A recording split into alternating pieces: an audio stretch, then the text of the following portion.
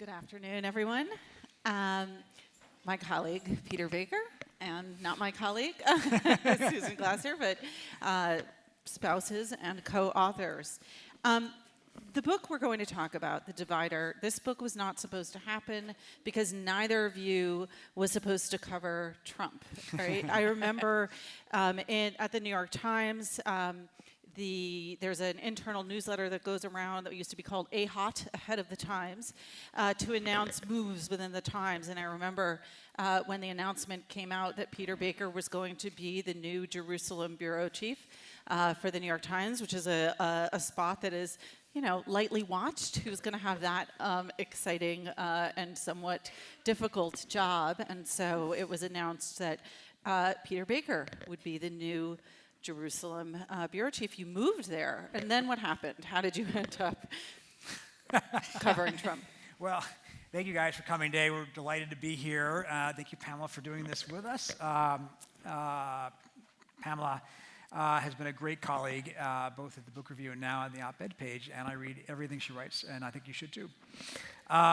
We did go to Jerusalem. We were going to be Jerusalem correspondent. Susan was finishing up her stint as editor of Politico, and she was going to join our son and me after the election in 2016. And we settled in. We redid the apartment. It looked great. We were getting ready to have a fun time as foreign correspondents, or at least an interesting time as foreign correspondents. And then the election happened. And like with so many people, the election kind of changed everything for us. Susan can probably recite by memory, but she sent me a text message on election night saying, 1, Trump is going to win. 2, they're going to ask you to come back. Isn't that right? Well, that's right. We like to thank Donald Trump for 2 things in our family. We got a dog as a bribe for our son to move to Israel, and we ended up having to buy a whole new house, actually, as a result of Trump's election, because we had rented out our house in Washington, and believe me, try to dislodge renters who've just moved in a couple of months earlier. So we ended up buying a whole new house. And actually on January 20th, 2017, on Inauguration Day in Washington, we had the movers bringing our stuff back in. We had moved basically about a mile away from our house, but it was like a whole alternate reality of our Washington. And I do think that, that metaphor, we ended up being sort of foreign correspondents in our own hometown. I will say, though, I hold the distinction of being the least criticized New York Times Jerusalem bureau chief in many, many years. That's true. I just want to stay on that because it's a huge transition to have to do, and you must have made this decision that you wanted to become foreign correspondents again, and then you had to unwind that. What were your feelings and thoughts around all of that? Was it an easy decision? Well, it was an inevitable decision because the biggest story in the world was now suddenly back in Washington again, right? No, there was no hemming and hawing. Seemed to me very self-evident sitting in Politico's newsroom. It's about 8 o'clock. I will definitely never forget that evening. It was about 8 o'clock on election night 2016 when you could start to see the first signs that this was not sort of going according to script. And the thing is that Peter had covered every single White House and every single president since the second term of Bill Clinton. And it seemed to me, self-evident almost as an editor, that the editors at the Times were going to want to and need to have him back. If somebody is coming in to blow up the White House, essentially, you're going to want to have someone there who can say, oh, this is how it's supposed to work, or this part is just par for the course, and this is the really crazy stuff. And that's the subject of our book, really, is the 4 years that followed. So I remember the day after the election at the New York Times in the New York office, and you obviously neither of you were there. You were at Politico still. But we used to have what was once called the Page One meeting, is now called the morning news meeting. And on certain days, the news is so big that a lot of people show up. And so it's all the department heads. We all gathered in that conference room to talk about what had just happened. And it's very difficult to describe the mood. I'm curious for each of you, what were your first thoughts that morning? I mean, Susan, you said that it's going to be Trump, he's going to win. Is that because you just knew something that the rest of us didn't, or you? No. I mean, that was by 8 o'clock on election night when you started to see, that you already had some results in key Florida counties and in some other states, like, for example, some key counties in Virginia as well. And you started to see that things were not going as planned. And so that was like between 8 p.m. and 9 p.m. Obviously, it took then a few hours to become clear, but I would say that was when it was indicative. But I'll tell you a famous New York Times story about 2016 election night. They got in real trouble, actually, because the Times did not prepare a headline for the front page of the print edition or for its website with Trump winning.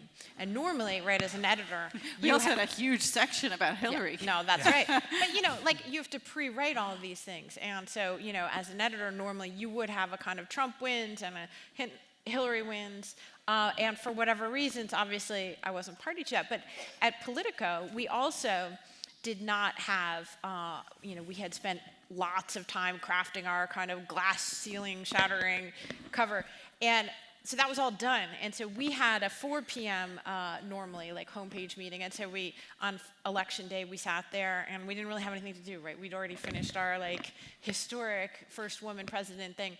So we actually spent our entire homepage meeting doing Trump wins. And it was interesting. And it was sort of not necessarily purposeful. It's not that we knew that Trump was going to win, but I think it was helpful for the crazy evening to come that we actually spent about an hour sitting there and putting our heads in that space of what it would be like for Trump to win. So even though we had to do a lot of pivoting on the fly, we at least had a homepage ready to go. And, but psychologically, the country, it really was a shock and a spectacle. And I think that what we found actually, over the last year and a half of going back and reconstructing kind of the beginning of the presidency was that in many ways, Trump has benefited again and again, I would say, from that shock factor, right? And that, people are still kind of marinating in like, wow, this crazy unthinkable thing happened while the events are moving on. And I think Trump has repeatedly been the beneficiary, actually, of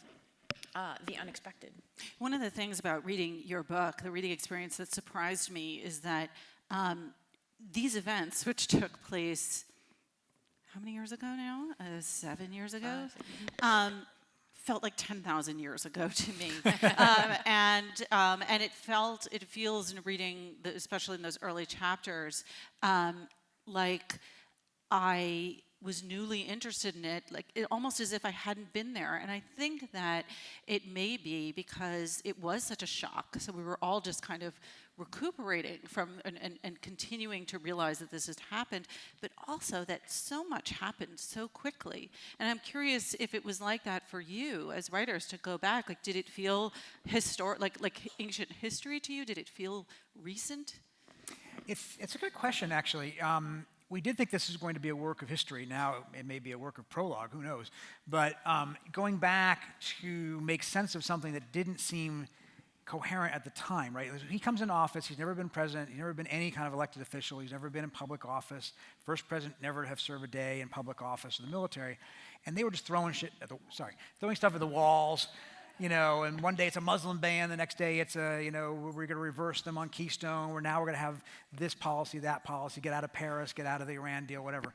And it felt so scattershot at the time. So as trying to write a history, you go back to try to make sense of it all, right? What does it all add up to? We don't want to just write again what you already know. We want to say, what's going on behind the scenes? What's the real thinking here? And what you discover is, as crazy as it looked on the outside, it was even crazier on the inside.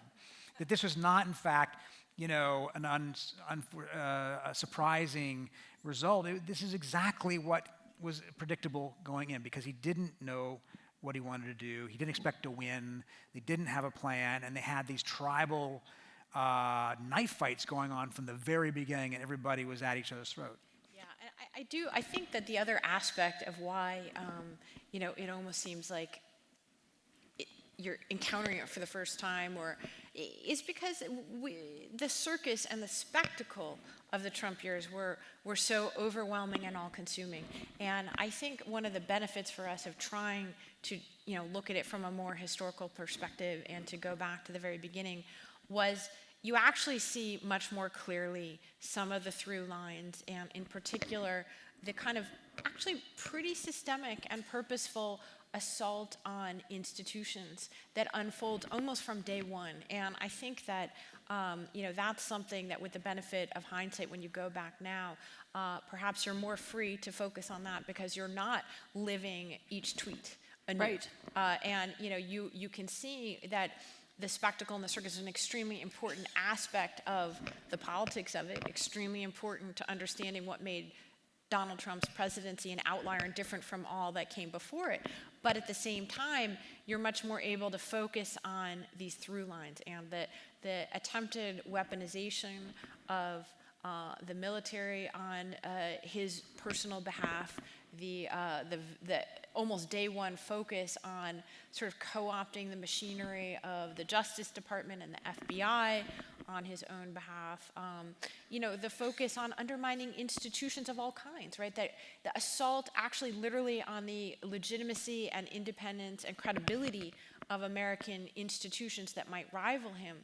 Again, that's a day one thing that unfolded, and I think that, it's not that we didn't see it at the time, but there's this great quote from Michael Beschloss that we use, I think, in the very first paragraph of the book, talking about on the afternoon of January 6th, and he is responding to people who were like, "Oh my God, this is crazy," and he said, and he's absolutely correct, on the afternoon of January 6th, he tweeted, "This moment," meaning January 6th, "is foreshadowed by every single day of the Trump presidency." And, that's, I think, right on the mark. I mean, to use just one example that you threw out, the Muslim ban, what we call the Muslim ban, and to get at that sense of just how much institutions and also process was challenged. Yeah. Because we all, I think, out here among the citizenry, were just thinking a Muslim ban and just immediately reacting to that news. But what's so interesting about the book, and maybe you could talk about this, is, well, how does that actually happen? He declares it. What was the process of that, and how different was it from the way a law ordinarily or an executive order would ordinarily be carried out? Yeah, it was a case study in just how improvisational, let's say, to use a nice word, that White House was. I think right? he was about to say shit show. No. We're trying to clean it up here. This is a family event, but it was a improvisational show, and they literally, he had this idea. He wanted to ban all Muslims. He got talked out of doing it quite as expansively as that, and they narrowed it down to these 6, 7 Muslim majority states and said, well, we can justify it by saying they appear on a previous list by government of blah, blah, blah.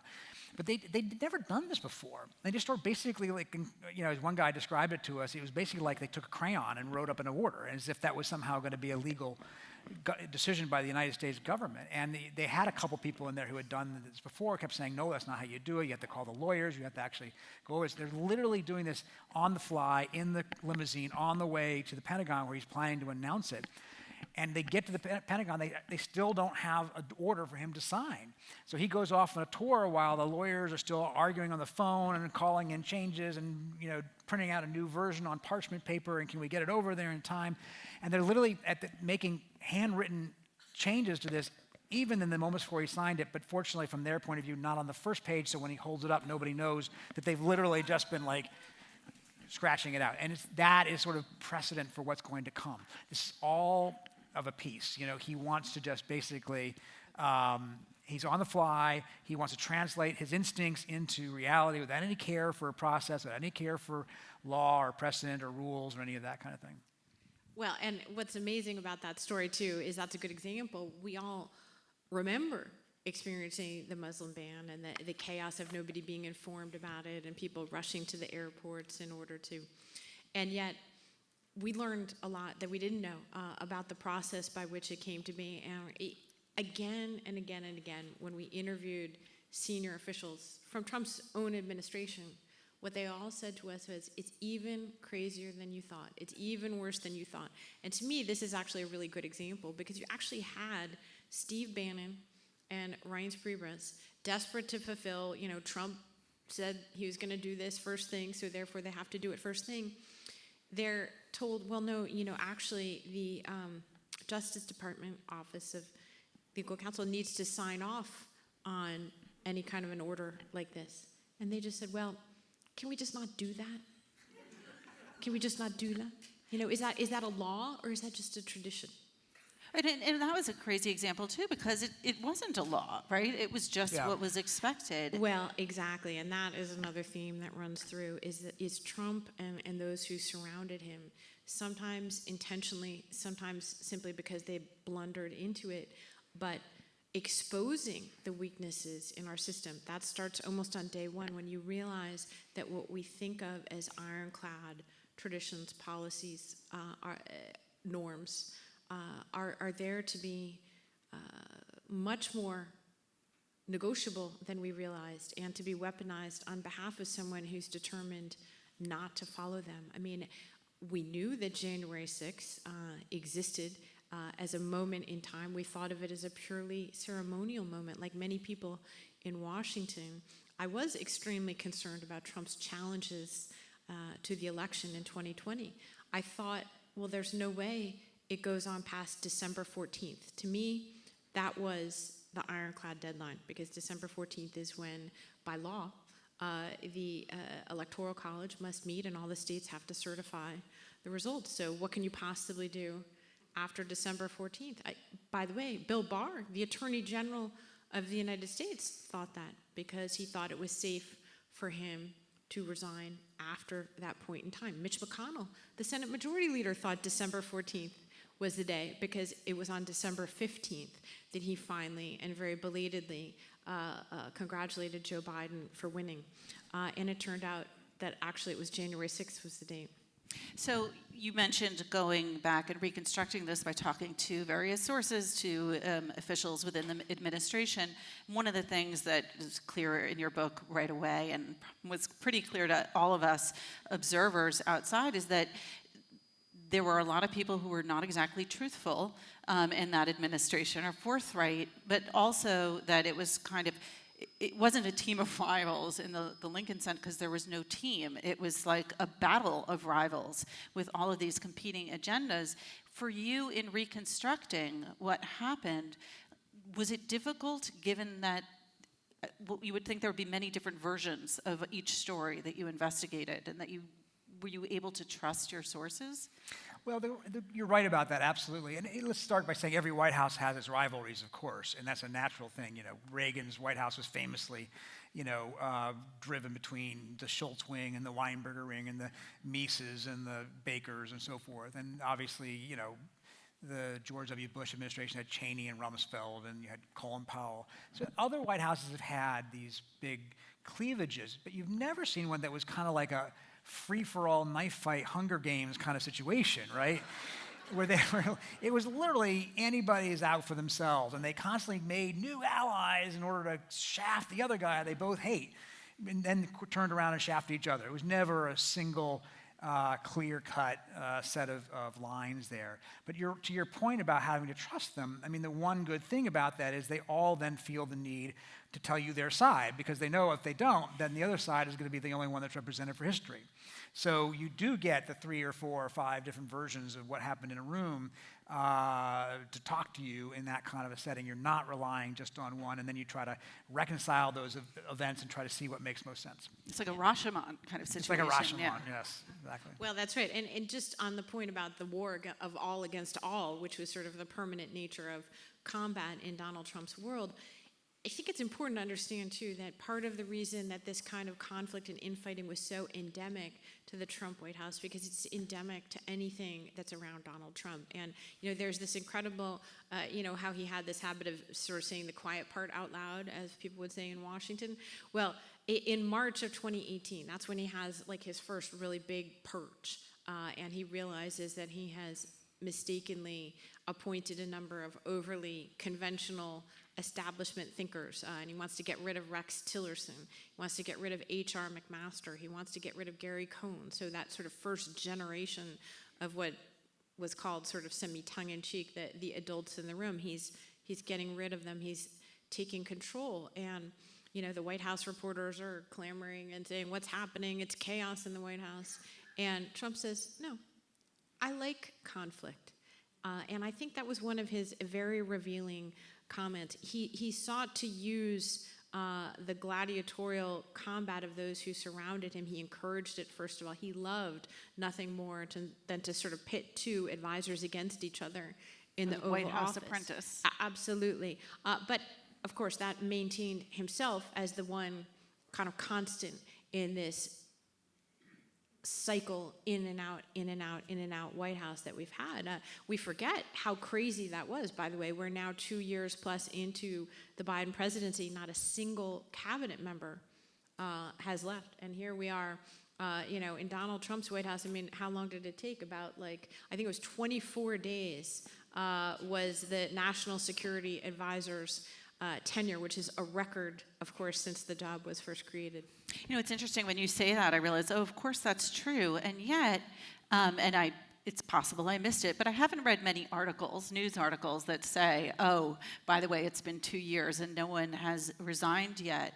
So I'm curious, we use the word unprecedented. We used it so much that, there were directives like stop saying unprecedented, in the media.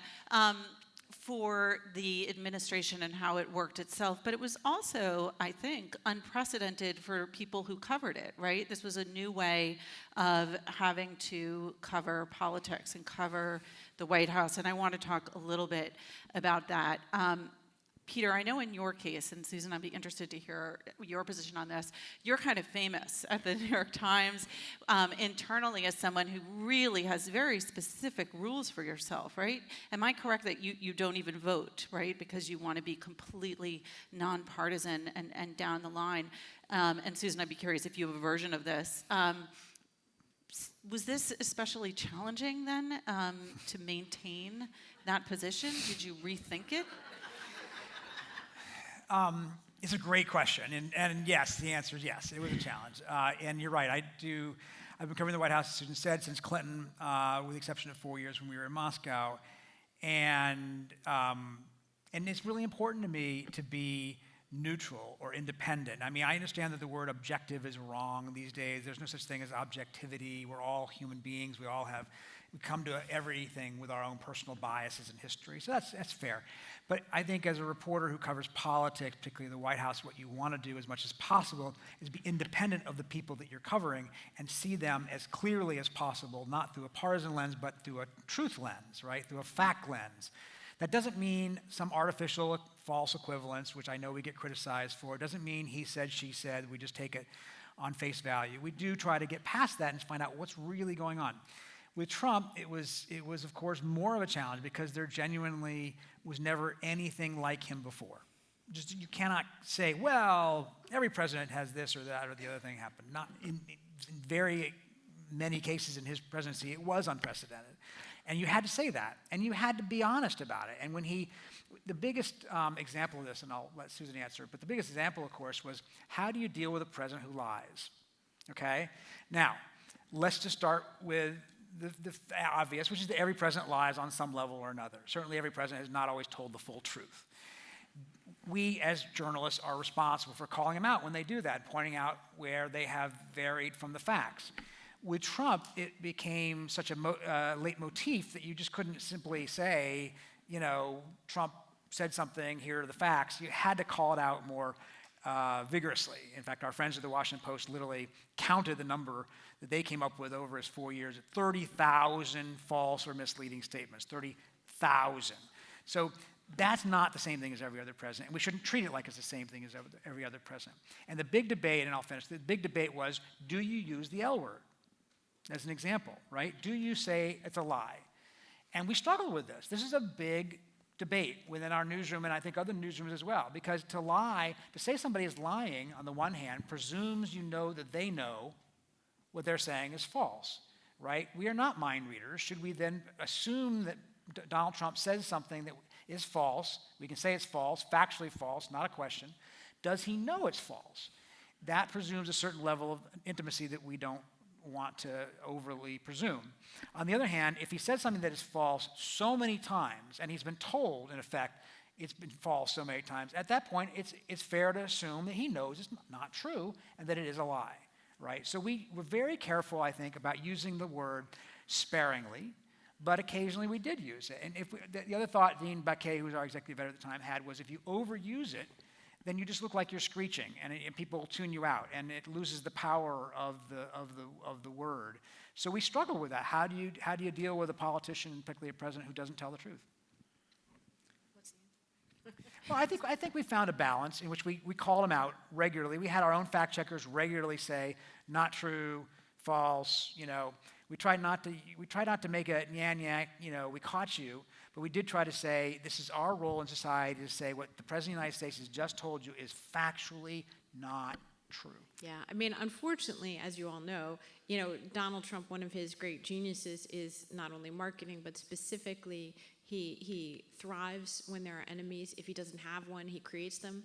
And he was very calculated and purposeful in sort of pre-positioning the media as an enemy throughout his campaign, with the explicit goal not only of discrediting what we do, but of devaluing our reporting and criticism, even when it's very legitimate, so that it simply becomes another item on in his own defense to say, well, look at the left-wing Washington Post calling me a liar. How dare they call me a liar? They're a liar. I think this is an important question. I have a slightly different answer than Peter, and I played a different role, obviously, as a columnist for The New Yorker. But to me, the Trump presidency was really a return in an important way to first principles for journalists. This is, as I see it, what we're here for. And, I think having spent a long career in Washington, I can't think of a moment, that more offered the clarity of a mission-driven, kind of renewal of what journalism is all about. This is a sort of, red alarm, slide down the fire pole and, show up for duty kind of moment. And so for me, certainly it made the decision about Jerusalem versus Washington pretty easy. This is an unthinkable crisis that happened, frankly, in our democracy. Had you told me 20 years before, or even 10 years previously, that we would be facing this kind of a challenge to our democracy in Washington, I wouldn't have believed it. I don't think most of you would have believed it. And of course, the catastrophic ending of the Trump presidency and the continued denial of the election results, the sort of almost extra constitutionalism of a large faction of one of America's two great political parties. This is about as big of a sort of crisis in democracy as I could imagine. And to be honest, it was very interesting in the Obama years, and this may have influenced our decision in why we wanted to sort of take a tour as foreign correspondents again. It was almost a technocratic moment, right? It was a sort of behavioral economics, like, how can we sort of fine-tune the machinery? There was a perceived consensus. Now, obviously, we see in the kind of politics of rage that helped Trump come to office that was a sort of a bubble in its own right, but I think there was a certain muddiness, a lack of clarity, and I think that sort of faded away. This is really important for journalists, and by the way, we journalists are the canaries in the coal mine of democracies under assault. And if you look at a checklist of the countries in the world where there has been this kind of democratic backsliding over the last 2 decades, and unfortunately, as our friends at Freedom House have well documented, that's what it is: democratic backsliding in country after country around the world, going backwards. What's the first target? As Peter and I saw in Russia when we were correspondents at the beginning of Vladimir Putin's tenure, what's the first thing he did? He went after the independent media, and NTV was the only independent national television network that had ever existed in Russian history. And the very first thing he did essentially was to renationalize NTV, to purge and exile its leadership. And the same story has played out in recent years in Turkey, in the Philippines, in Hungary, in Poland, and there's a reason for that being on the checklist. So I want to go back to something you said earlier, which is that you are a columnist, right? So there are a lot of challenges to co-authoring a book, no matter what. there are probably a lot of additional challenges to co-authoring a book with your spouse. But there's another challenge here, which is that you're a reporter and you're a columnist. And, at the New York Times, for example, there's this kind of church-state divide between opinion and between news. And you are each on the, on opposing sides. Did that pose challenges in terms of how you approach the subject matter? Well, Both, as writers and as married writers, and then also while working on the book. Well, it's a great question. The good news is, as far as the married part, we're still on speaking terms. And actually, it's our third book together. So, look, I'm a columnist at the New Yorker, but I don't define myself as an opinion columnist or as an ideologue. I'm not like, here's my plan for, a single-payer healthcare system. Here's my prescription for how to win the war in Ukraine. What I'm writing each week is a sort of a letter from Trump's Washington, now Biden's Washington, and I do see the goal as being, as clear as I can manage it. I'm calling it like I see it, in at times unsparing, sort of language, I suppose, that probably would be very hard for Peter to put on the front page of the Times. But I certainly don't define my role in any ideological way, unless I suppose a general. I do subscribe to the idea that we are a democracy and we should remain one. And I am unabashed about being pro small d democracy in the column. But I do think it might be more of a problem if you defined yourself as being sort of more of an ideological writer. Yeah, I think it's a good question. I'll be honest, I was worried about this before we started because we did come at it from different, putting aside our marriage is very healthy, but put it in terms of our professional angles. She's not an ideological columnist, but she does say things I would never be able to say in the New York Times, obviously, as a news page, and rightly so. We serve different functions. So when we started the book, I'm like, okay, is this going to be an issue where she's pushing me further than I'm willing to go? Am I going to be holding her back from what she'd like to say? I'm hearing this for the first time. Uh-oh. They asked me beforehand, are there going to be any tricky questions? So Yeah, I did ask a tricky. Well, I was worried about it. We've talked about this, but the truth is actually what surprised me. I was surprised that once we actually started writing chapters and we divided them up, she'd do this chapter, I'd do that chapter, we'd trade them back and forth. Once we did that, actually, it really melded. I would say that we did not. It's not an opinionated book. Yeah, no, our mission here, as we defined it, was to write narrative history. Yeah. And I think that, we stuck pretty closely to that mission. Yeah. And by the way, when you have material like this, you don't Yeah. you don't need to put spin on the ball. I mean. No, I'm very comfortable with the language of the book, and actually I think the language of the book could pass muster in the news columns of the New York Times for the most part. I think that in fact she did not feel that pardon me for speaking for you, she did not feel the need to put her foot on the pedal because the facts spoke for themselves. They spoke for themselves, and the conclusions that we draw in the prologue and the epilogue or what have you are conclusions based on facts, not based on opinion, as I see it. And I think it worked out I'm surprised how well it worked. We fought more about things like colons and Oxford commas than we fought about our conclusions. So covering Trump was not in the plan, but also writing this book was originally not your idea. It was Lindsey Graham's idea. That sounds surprising to me. How did that come about? Yeah. Well, so we went to dinner one night in September of 2019, and it was about 24 hours into the, sort of Ukraine scandal that metastasized into Trump's first impeachment.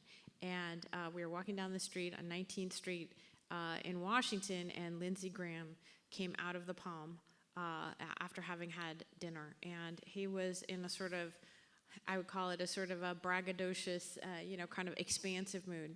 And he was very eager. He had first met Peter when Peter wrote his first book, which was about Bill Clinton's impeachment, an excellent book. I can flack for it since I didn't write it, called The Breach, Inside the Impeachment and Trial of William Jefferson Clinton. And Lindsey Graham was a big character in that book. Remember, he was a House manager and one of the public faces of the Republican efforts to impeach and try Bill Clinton, and he then parlayed that into the Senate seat where he now remains. And so, I think that's the context that Graham saw Peter, was like impeachment. And everybody was already talking about impeachment. I mean, he just could not stop himself from bragging to us, right there on the street. He's like, I just got on the phone with Donald Trump, and he was just, he said this amazing thing to us. Again, we weren't interviewing him. He didn't say, oh, it's off the record. But he said, Trump is a lying mother effer. But then he said, but he's so much fun to hang out with. And, Graham was like this sort of dazzled little boy. And so I think at the time, Peter and I incorrectly thought that this was going to be the big story of the Trump presidency, this impeachment. And because it involved Russia and Ukraine and impeachment, all things that, we had covered before, we thought, well, maybe we should do that. And Graham asked us, were you going to write a book about this impeachment? Maybe you should do a book about this impeachment. So that was the germ of the idea. But obviously, then came the craziness of 2020, and it morphed into a bigger and, sort of more ambitious, more comprehensive project. I'm tempted to ask if there are other Lindsey Graham moods than the one you described, but we won't dwell on that. When did you decide that you were going to write a book, and how did you balance? I'm assuming some of this was simultaneous with actually covering it for your competing news organizations. Yeah. How did you decide, and this is the question, by the way, that everyone asks everyone who covered Trump while writing a book, including several of our colleagues, certainly at the Times. There was Jonathan Martin and Alex Burns did a book, Maggie Haberman did a book. Like, how do you decide, like, does this go in the book file? Does this go in the paper or in the magazine or some, in television commentaries? How do you divvy that up in your mind? Yeah, I think I'm glad you asked it, because there's a misconception, I think, a little bit about that. In our case, I don't want to speak for anybody else. In our case, we didn't really start the book until it was over. So we didn't start until February of 2021, when he was out of office and the final impeachment trial had happened. So there was never for us a conflict between, oh gosh, do I save this for the book? Everything we had, we put out there. We left it all on the table, as you will, right? We put it all on the court, or whatever the sports metaphor is that I'm mangling here, during his presidency. There was nothing we knew during his presidency that we did not report if we could report it, and had it confirmed. So we never had that conflict.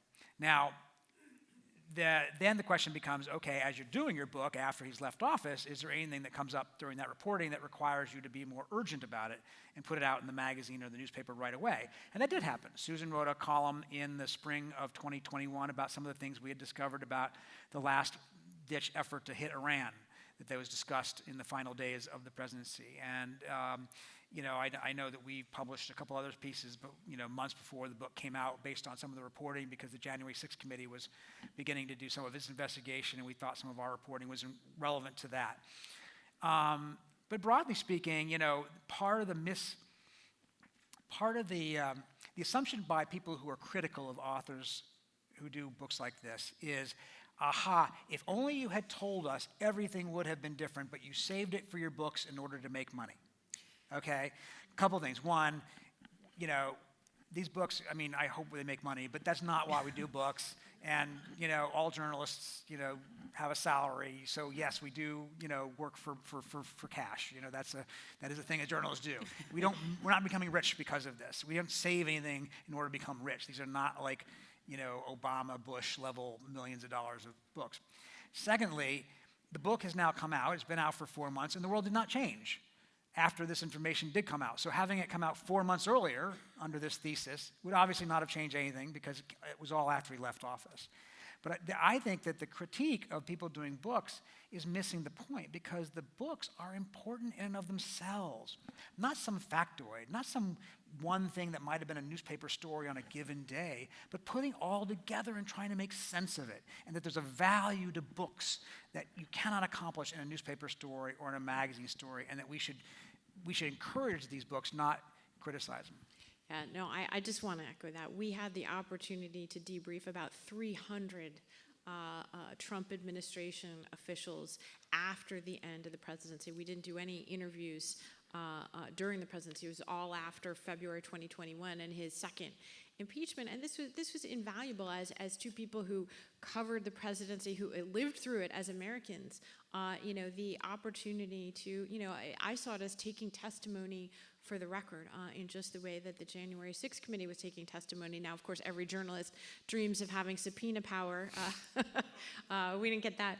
But, I will say we learned a lot of the stuff that actually the January 6th committee only months later learned about by being able to go back. There were many people who weren't willing to tell their stories contemporaneously, who were willing to sit down in interviews for history and for a book. And I have no doubt, obviously, the Trump presidency was an extraordinary and divisive moment in American history. I have no doubt that there are many things that we still don't know about the Trump presidency, and that, just as with Nixon and Watergate, people will be writing books about this for generations to come. But, when we learned, probably one of the most striking things in the book to me was our reporting that we were able to do on the conflict between Donald Trump and his generals. And, one of the things we obtained in the course of doing the book was this resignation letter that Mark Milley, the chairman of the Joint Chiefs, wrote but did not send in the aftermath of the June 1st Lafayette Square photo op. You all remember that, I'm sure. Exactly. And, this document, it doesn't, you already knew. At this point, it had been public, many colleagues. I had also written, as Peter said, in the New Yorker. The basic news was largely understood that there had been a conflict between Trump and Milley and the generals, that there was, a disagreement. Milley had basically publicly come out and apologized for this. It was obvious after the election that these were on different sides. And yet to read this document, I feel like it's one of the most amazing things that as a journalist I had the chance to publish. Essentially, it shows you, it's not like a news headline per se, but it shows you that the chairman of the Joint Chiefs came to believe that the President of the United States was a bigger threat to American national security than any other threat at that moment in time, that he was, quote, doing grave and irreparable harm, to the national security of the United States, that he was, did not subscribe to many of the principles that the United States fought for in World War II. And so, again, I feel like I'm glad we were able and had the opportunity, to work on this book in order to do reporting like that. There's so many more questions I want to ask you, and we have less than 5 minutes left. So I'm going to jump to a question I have to ask. You went to Mar-a-Lago twice, speaking of opportunity, and I think everyone, has that lingering question, like, what is he really like? Are you able to actually get anything out of him? And also, what is it like going to Mar-a-Lago? Sort of, how does that play out? So I'm curious. Did we see all the classified documents on his desk? Yeah. We did not see the documents on his desk, so we failed in that regard. We did interview him twice during the post-presidency, and because we're short of time, I'll give the short version of the speech. But he is basically what you see in public. Now, there are some people who say, well, he's more charming in private than he is in public. And it is true that he is more restrained. He's not, often at least, yelling at you in private. And he's solicitous. Do you want a Diet Coke? Can I get you a better table? He is, after all, a hotel guy. That's sort of his nature. But he otherwise is the same guy. It's the same guy. It's stream of consciousness. You try as an interviewer to nail him down on a question, and he's off on 3 other tangents before you're able to kind of bring the conversation back to where you started. Susan likes to say, there's never a noun, a verb, an object, and a period. It's a one long dialogue. But as a historian or somebody trying to write history, he is a challenging interview subject because he is not a reliable fact witness. You cannot assume what he has told you is factually correct. Even if he's not meaning to lie, he is simply not going to remember things the way they happen. So why do it then, right? And the answer is to understand mentality, understand point of view, understand how he thinks, to get into his head a little bit, and I think that's still worthwhile. And were you able to get anything out of it? I mean, did you discover anything about him that you felt like you didn't know before going down there? Well, first of all, I can definitively tell you all, if you ever hear somebody repeating this canard about, Donald Trump in person is actually quite charming, feel free to say that is actually completely not true. Okay? I feel like, I had heard that over the years. A little more opinion. Well, I mean, he just said the same thing, but yeah. I had heard that over the years. Not as well. From many journalists who, had encountered, in person, he's talking about defining our expectations down. Essentially, I think it's an important thing to see. I came away feeling that there was a certain pathos to Trump, in exile in Mar-a-Lago. He was sort of like Napoleon in Elba, but, meet banquet hall greeter. I mean, and really, you got to see that to believe it. Remember, This man it's sort of a grift, right? He's hosting people, paying customers in his club. He did these interviews sitting in the lobby of Mar-a-Lago. You know, when we walked in, there's a big sign on poster board there. It says, sign up for Mother's Day brunch, okay? And then you walk in, and there's Donald Trump sitting in the sort of tacky, gilded lobby of Mar-a-Lago on the couch, facing the people so that they all see, you know, here's the journalist, or here's today's authors, you know, so he's like, you know, the big man. The only relic of his presidency, and again, the pathos of this, is a model of Air Force One as he wanted it to be. Remember, he wanted to get rid of the historic colors, the historic JFK Air Force One, and he wanted to turn it into sort of navy blue and, you know, red and white, sitting on the coffee table. And the people would come in, and he would interrupt. It's on the tape, right? So he's like, rigged election, blah, blah, blah. Oh, nice to see you this evening. You know, how are you doing? So is that a big news revelation? You know, I don't know. But for Peter and I, it was valuable to see America's own Napoleon in Elba. Wow, okay. We are out of time, unfortunately, so please read the book. Thank you, Susan. Thank you, Pamela. Peter. Thank you, Pamela. Thank you.